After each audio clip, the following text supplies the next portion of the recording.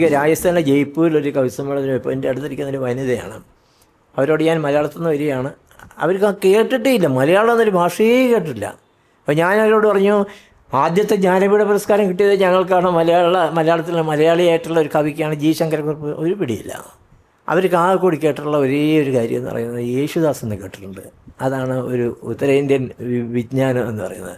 അപ്പോൾ എനിക്കൊരു തമാശ വന്നിട്ട് ഞാൻ അവരോട് മലയാളം എന്ന MA ഇല്ല BA ഇല്ല എന്നിങ്ങനെ എഴുതി കാണിച്ചിട്ട് പറഞ്ഞാൽ ഇതിൻ്റെ പ്രത്യേകതയുണ്ട്, അത് ഇങ്ങോട്ട് വായിച്ചാലും മലയാളം എന്നാണ്, അവിടെ നിന്ന് ഇങ്ങോട്ട് വായിച്ചാലും മലയാളം എന്നാണ്. അപ്പോൾ ഇവരുടെ പ്രതികരണം എന്ന് പറയുന്നത് അറബ് പോലെയുള്ളൊരു ഭാഷയാണ് നിങ്ങളുടെ ഭാഷ എന്നാണ്.